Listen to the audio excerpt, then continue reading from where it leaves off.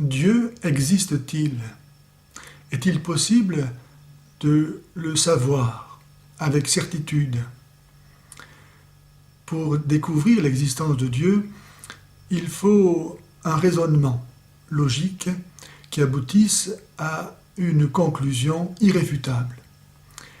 Ce raisonnement n'appartient pas à l'ordre des sciences expérimentales qui s'occupent des phénomènes étudiés, car Dieu n'est pas un phénomène. Il n'est pas non plus un rapport de quantité ou le produit d'un calcul. C'est pourquoi le deuxième niveau d'abstraction de notre intelligence, qui s'occupe de la science mathématique, ne peut pas non plus le trouver. Il faut le troisième degré d'abstraction auquel notre intelligence peut parvenir et qui s'occupe du fait même de l'existence des êtres, de l'existence. Et donc, comment peut-on savoir que Dieu existe? Eh bien, en partant du constat que aucun être n'a par lui-même l'existence. Personne n'existe parce qu'il a décidé d'exister.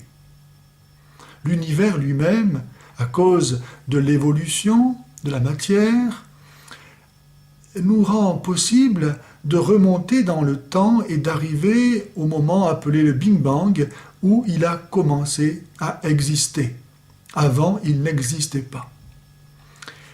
Et ce n'est pas en rajoutant des wagons au train que cela permet au train de rouler.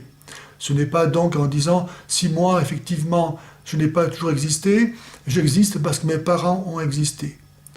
Et mes parents ont existé parce que mes grands-parents ont existé et leur ont communiqué la vie. » En fait, ce raisonnement ne fait que reporter le problème, mais ne rend pas compte du fait que j'existe. Si j'existe, ce n'est pas seulement en disant que mes parents m'ont donné l'existence, car eux-mêmes l'ont reçue. Et donc il faut bien remonter à un commencement. Sinon rien n'existerait aujourd'hui. Ce n'est pas encore une fois en rajoutant des wagons au train qu'on le fait rouler. Pour qu'il roule, il faut qu'il y ait une locomotive.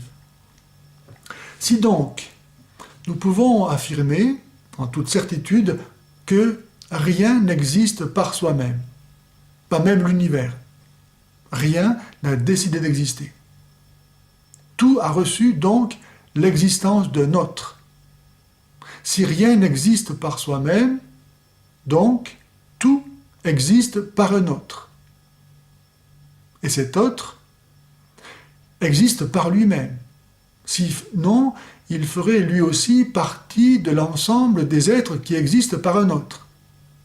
Cet être qui existe par lui-même et qui donne à tous d'être, on l'appelle Dieu.